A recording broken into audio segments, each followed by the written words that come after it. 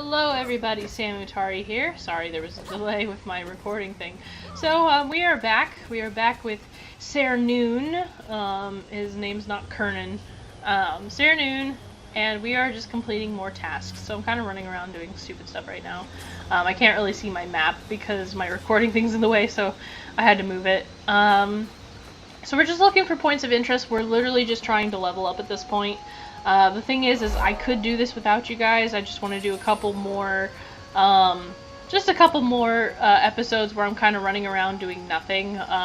Just kind of completing some tasks, fighting some monsters. But after a while, I will actually stop doing the tasks on video, and I'll actually move on to just doing the story mode, because watching me level up would actually be really boring.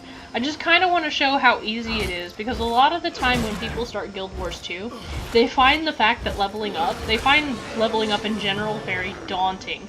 A lot of people get claimed that it was just a little bit too intimidating, that they quit right away, that they only played for like a couple days, and then they realized that they weren't really getting anywhere, and that they weren't sure where to go, blah blah blah blah blah blah blah blah.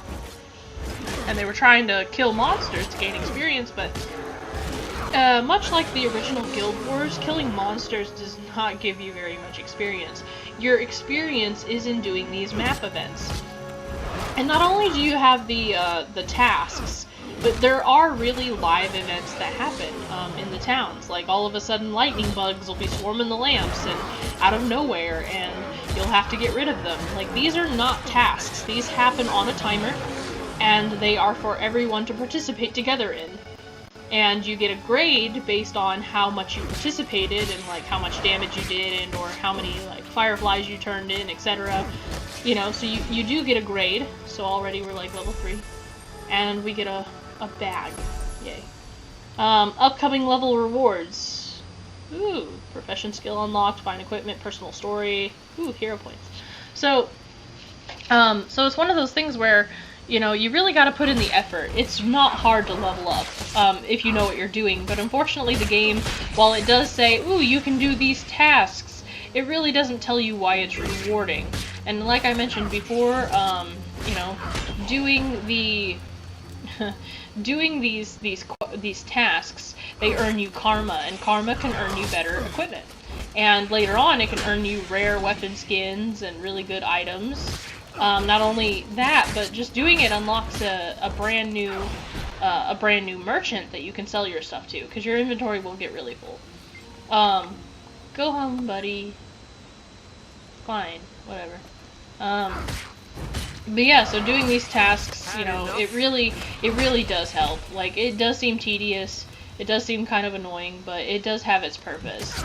And it does help level you up. And not only that, but don't just do the tasks, you know, because they only earn you so much experience. Like, go and find the vistas, go find the points of interest, try the hero points, like, and do the map events. Like, sometimes you'll have world bosses. Like, I know that in Divinity's Reach, like, outside of it, in the plains, like, there's a boss that's on a timer. It's like every few hours. It's called the Shadow Behemoth, and it summons in the swamp. And it takes like 20 to 30 people to take down this boss. It's massive. And this boss, he's awesome. Like, I am always in awe about this freaking boss. I love him. I love fighting him. I love everything about this boss. And you get amazing gear afterwards if you're a low-level character. Now, if you're a higher-level character, not so much, but, you know, but you still get a crap ton of experience. And, you know, you get to play with other people. And it's something that only pops up every few hours. It's not your regular task. You know, so I think with Guild Wars 2, the more you try and have fun with it, like, the more you put into it to have fun, the more fun it really is. Like, you do have to put in an effort. It's not gonna automatically just be this amazing experience. Like, you really gotta put in the time. You really gotta put in the time, the effort, and you really have to have a willingness to learn. The game's not just gonna sit there and hold your hand the entire time, and I think that's what I love about it. You know, you get to create your own unique story, you get to do these tasks on the map that doesn't really feel like you're doing a quest, even though you technically are. Like, I'm playing with puppies right now, and I just finished a task. Like, how hard was that? How long did that take me? And look how much experience that got me. You know? So it's just like, it's just, and now, and it caused an event. So it says, use repellent to protect the sylvan hounds from spiders. And it's like, okay, so the repellent. Does he have the repellent? Your face is familiar. No. How can I stop them? You can count on me. Fine. There, now I got the repellent. So now this is a special event that'll protect the Sylvari, or I mean, protect the hounds from spiders. I could have just killed the spiders, but... And so it's like, now I'll just kill spiders. And this is an extra thing, like, and you have to see how many hounds are still alive, which there won't be a lot, because, I kind of failed in, you know... I'll probably fail this quest because there's not any people here, but these are events where everybody can kind of chip in, you know, and I'm getting spider legs from this, so it's just like... And there's only 3 minutes remaining, so it's just like, okay. Oh, they get infected and then they die. Right on. So it's like, I'll fail this quest, but it's still gonna give me experience. It's still gonna allow me to, you know, take something from this experience, even though I failed it, because I really am the only one doing it. Naturally, you'd have to get the repellent, you'd probably have to put it at all the doors. Usually there's more people here, but I am playing really early on a US server, which means a lot of people haven't logged in yet. Before that, I was playing on an EU server. Yeah, now both of them are infected, so they're both gonna die. I wasn't able to save them. These were the last two. But I can still kill the spiders! Yeah, see? It was event failed. Now since the event failed, right, all of the hounds are dead and all these spiders have taken over, right? So what's gonna happen is, now that this place is full of spiders, people coming in after me will have to kill the spiders in order to finish the task. So no longer do they get to play with puppies, you know, you gotta wait for the... You basically have to wait for everything to go back to normal. So the world tries to give you a feeling that it's alive, you know, that it basically evolves, every passing moment. So that, and things like this is how it changes, you know. Before there was sylvan hounds running around, and there were puppies running around. Well, now the puppies are in hiding because now the spiders have taken over because I failed that event, right? So that's where, you know, Guild Wars 2 is unique, is that it tries to give the essence that the world is ever changing. Not enough energy. So, I don't know. Like, I think it's nifty. I think it's something that a lot of MMOs don't do. I mean, yeah, you get your quests. You know, you get your quests, and that's fine. But, like, the quests don't really change much in the world. I mean, every once in a while in, like, WoW, you know, a quest will make something blow up, or, you know, make it kind of gross looking. But other than that, ooh, malign glyphic axe. You know, but other than that, other than doing all that, it just kind of... The whole world kind of stays the same. But the minute you do something different in this game,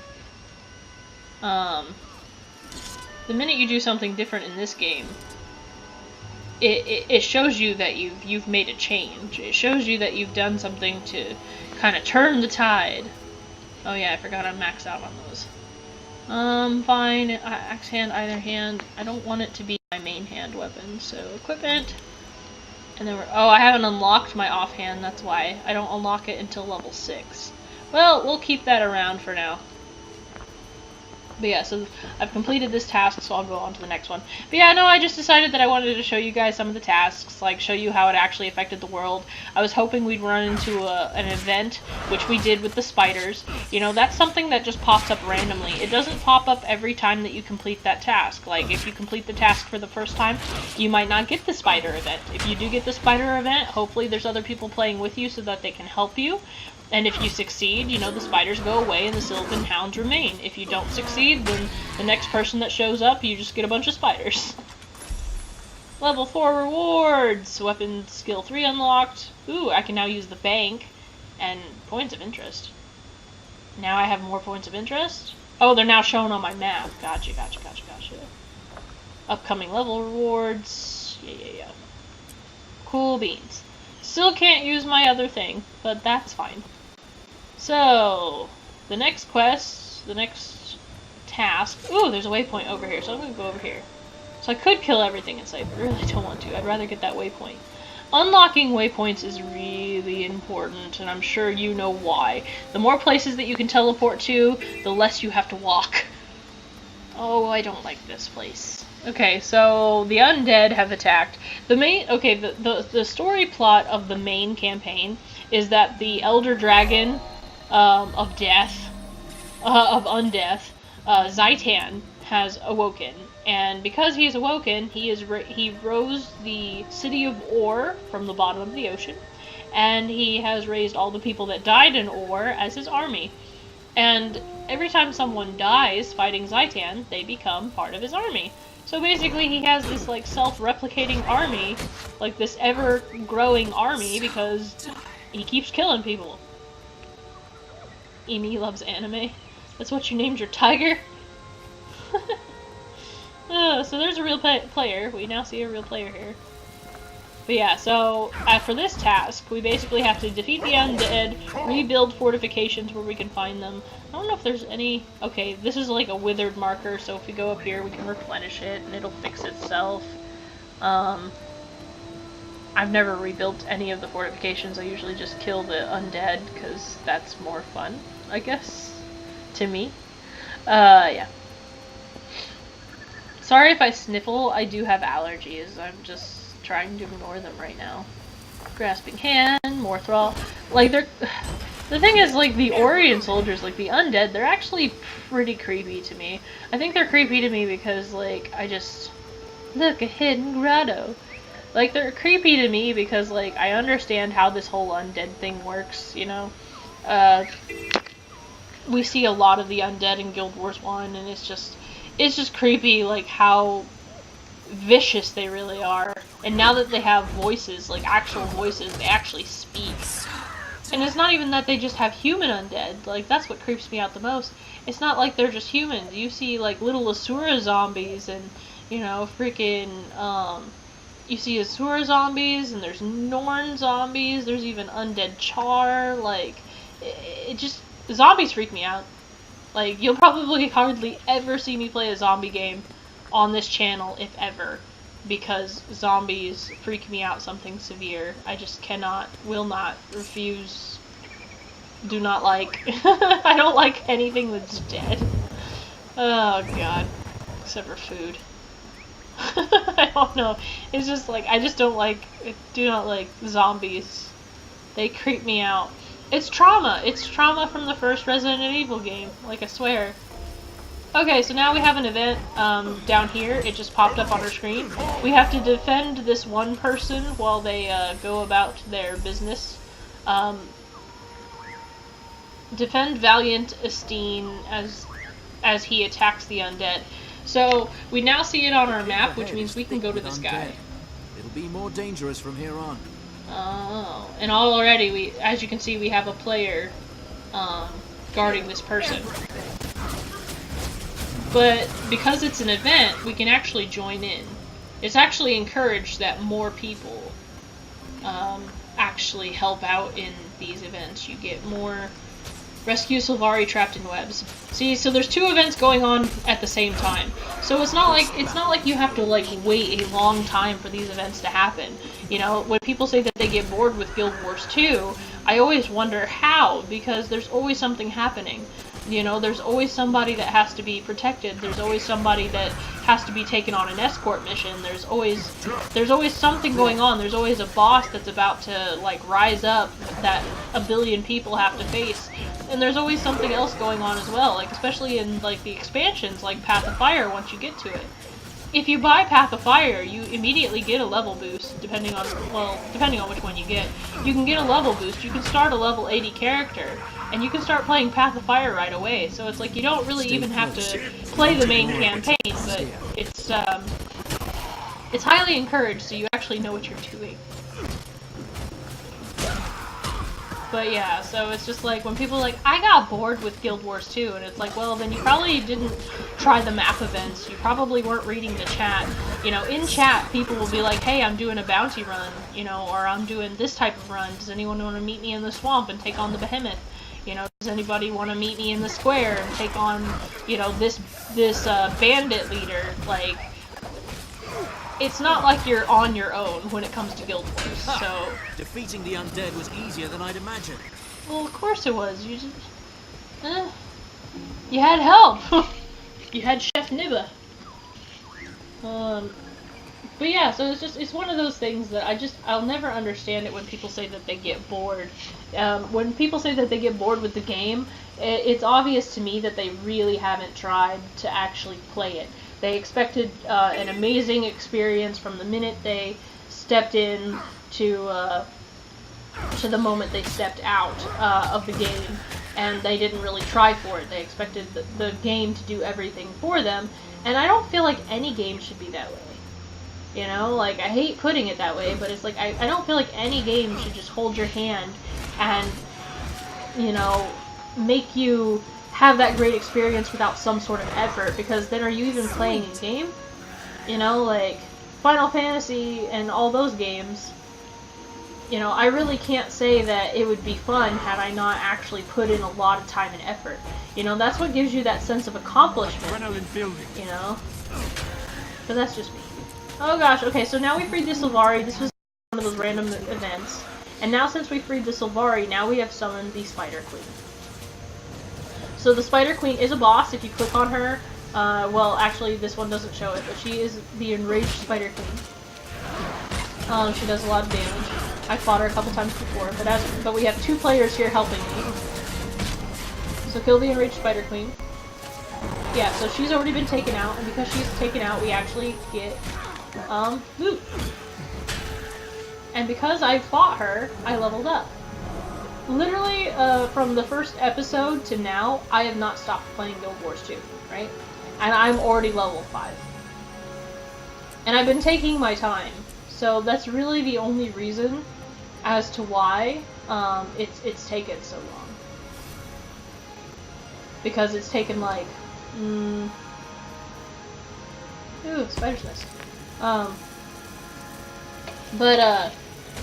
Let's see, I've been playing for about 45 minutes. Yeah. So 45 minutes, I'm already at level 5. Like, I'm trying to show, like, just how easy it is to level up. I mean, and granted, if you don't know what you're doing, if you're really confused, if you've never used these skills before, or if you don't know the map, you know, it might take you a little bit longer. I can see where it could get intimidating, you know, if someone has never played Guild Wars 2, if they've really never played an MMO, because if you've played an MMO, Guild Wars 2 is easy. You know, like, I think WoW, like World of Warcraft, I think, like, World of Warcraft skills are actually, like, more, I think that they're actually more, difficult, because there's just so many freaking, like, skills that you can use, you know, and, you know, you don't even get, like, the satisfaction of choosing your weapon, you know, most of the time. Like, you kind of just have to go with whatever they give you for the longest while, unless you want really weak gear. So it's like, but I find, like, WoW has all these little skills, and then you have all these skills up here, and then you have these rows up here where you put your potions and your food, and there's, like, all these different mechanics. Like, you don't have any of that in Guild Wars 2. You know? So it's, I don't know, it's like, to me, I just feel like this is the easier game, but it's the more balanced game. I don't want a shield. I don't like using shields. I don't need those. I really don't want the mace. So I'm waiting for the axe. Let's see what he got. Red capped. No. Fine. No. Heavy armor. I could use these. I mean, why not? Red preserved cap gives me 3 vitality. Sure. Like, I do like saving my karma, but I'm kind of getting to that point where I kind of need stuff. Equip. Oh, I didn't even have gloves, so that really helps deposit these materials. Okay, so when you get crafting materials, right? Another thing I like about Guild Wars 2 is that you can actually right-click them and go to deposit material, and it'll go straight to your bank. So unlike with WoW, when you find like crafting materials, you gotta like, God, you run into a city that has a bank. You can actually directly deposit these materials into your bank, which means you don't have to stop playing as soon, which is something I actually appreciate as a gamer. So yeah, so now we've completed like multiple tasks. We've completed 3 tasks, you know, and already we're level 5 just from that. Ooh, I got a new chest piece. What is this? Mighty Worn Chain Coat. That's cool. We'll do that. So, as you can see, because we've been changing equipment, naturally, our gear looks different. But just like with before, we can go in, we can click our wardrobe, we can choose the heritage stuff, and we can literally go back to wearing what we were wearing before. Do I have any heritage for the tempered steel? Heritage gauntlets, yes. So I can apply those. If you go back to your dyes, they even have this little dropper thing, so if you know what colors you want, you can click on it, and then you can just drag and drop, really, so that you can keep all your colors in sync. Yeah? So see how nifty that is? It's just, I don't know, I think it's a really nifty, like, a really nifty little thing that you can do. Ooh, there's a boss up here. What boss is it? It won't tell me. Darn. But yeah, if you look at your map, okay, we can see that we still have tasks over here, and over here, but I want to go in this little secret grotto I found before, which is over here past the town. The boss is upwards in an area of the map that we have not gone to yet. I guess I don't need my, like, achievements up here, but I really do like having it. I'm really trying to get those final points, because I want to see what's inside that chest, and I really hope that I get to open it with you guys, because that'd be really cool. But I'm just going to play for a couple more minutes here. I'm trying to keep a steady recording of at least 30 minutes per. I know that it takes forever for me to upload these, but, you know. And like I said, I'm really not going to go over the map completion. I'm really not going to go over any of this. The next time you see me in an episode, I will actually, more than likely, I will be covering just the story mode. So don't be surprised if all of a sudden I'm like, hey, you know, we're back, I'm level blah, I completed this much of the map, like, yeah, just don't be surprised with all that junk. See, I have no gathering tools. Here's 2 things of copper, but I have no gathering tools, which means I probably should go and find a merchant. That'd be advised. Oof, just to find a merchant. I feel like I'm gonna get my butt kicked. I always hated, oh crap, yeah. I always hated, like, I went into an area where I really wasn't supposed to, so what I'm gonna do is I'm gonna dodge my way out of here. Once I kill this person, because, yeah. Okay, now that I killed this person, I'm going to dodge my way out of here, because they've got turrets. So this was a bad idea. This was a really bad idea. I shouldn't have been here. Through the secret grotto. The secret grotto led me astray. Okay. So let me check my map real quick. There is a merchant in here, so I can just walk this way. But yeah, I really do want to get gathering tools, especially since I saw all that copper. Like, I really would like to get into crafting with this guy. I really would like to show you guys crafting. So, but yeah, so because there are so many tasks and because they are kind of, I don't know, I wouldn't say dumb. Dumb's not the word. They're not dumb. It's just they're so simple. Like, anybody can do them. They're not quests, you know, they're just like little small tasks here, there, everywhere. Where is this regular merchant? I just want a regular merchant, because I need stuff. Where is he? Is he up here? But yeah, because I don't want to show every single task, because I don't want to show every bit of, like, map completion, it would take forever. I do just want to focus on the storylines. So, he doesn't sell the things I need. So what I'm going to do is I will eventually, how do I say it? What I'm gonna do is, when I come back in the next episode, I will be a higher level. I will be at that point where I can start the story levels, and I will basically give a rundown of what's all changed with my character, how many levels he's gotten, and all those other things. This person doesn't have that stuff either? Why? I need it.